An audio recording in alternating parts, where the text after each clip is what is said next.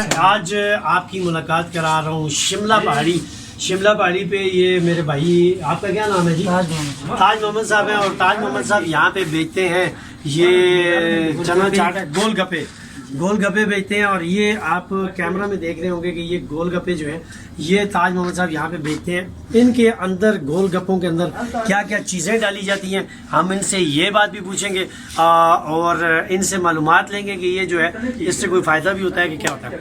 हाँ जी ताज मोहम्मद साहब, ये गोलगप्पे जो है इसका ये चीज़ है ये वाली, ये तो ये कहाँ से लाते हैं आप? ये पापड़ी ये पिंडी से, ये पिंडी से नाज़रीन ये पापड़ी आ रही है। अक्टाबाद के अंदर ये बनाई नहीं जा रही है जी। अच्छा, इसके अंदर क्या क्या चीज़ें डाली जाती हैं?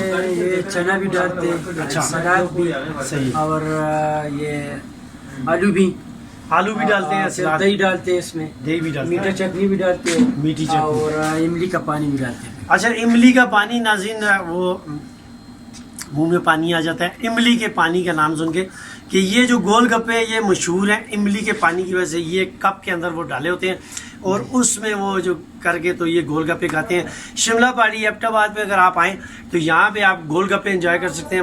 मैंने एबटाबाद में कहीं और देखे नहीं है, हो सकता है 1-2 जगह पे हो, लेकिन और जगह पे कहीं देखे नहीं है। तो शिमला पहाड़ी पे अगर आए तो आप गोलगप्पे खा सकते हैं। अच्छा, ये बताइए कि ये जो आलू आप इसमें डालते हैं ये कैसे डालते हैं? आलू क्या करना? उबाल के, उबालना पड़ता है, छोले भी उबाल के और दूसरा भी। अभी कुछ उबाले हुए। अच्छा, ये उबले हुए आलू हैं जी, ये देखें, ये उबले हुए आलू हैं। इनको काटते हैं और ये फिर जनाब अली उसके अंदर डाले जाते हैं। और इसके साथ जो है यहाँ पे चने भी पड़े हुए हैं आलूओं में मिक्स। तो मैं बनाऊंगा भाई। वाह, ये अभी एक बना के अभी दिखा रहे हैं जी। ये देखें जी, इसकी बनाने का तरीका देखें।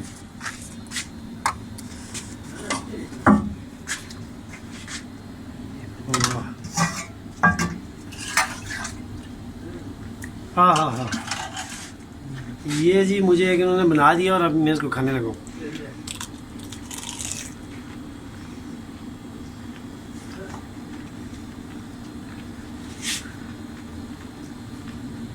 मेरा मुंह इन्होंने बंद कर दिया जी, मेरा मुंह बंद ही नहीं होता।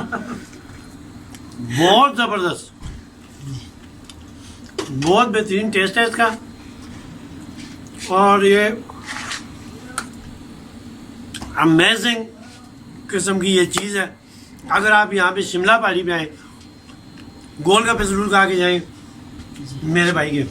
भाईजान आपका बहुत शुक्रिया, इंशाल्लाह फिर आपसे मुलाकात होगी। नाज़रीन, आप शाद न्यूज़ से अब तक इतना ही, मिलते हैं अगले प्रोग्राम में। अगले प्रोग्राम तक के लिए नासिर अब्बासी को इजाज़त दीजिए। अल्लाह हाफ़िज़।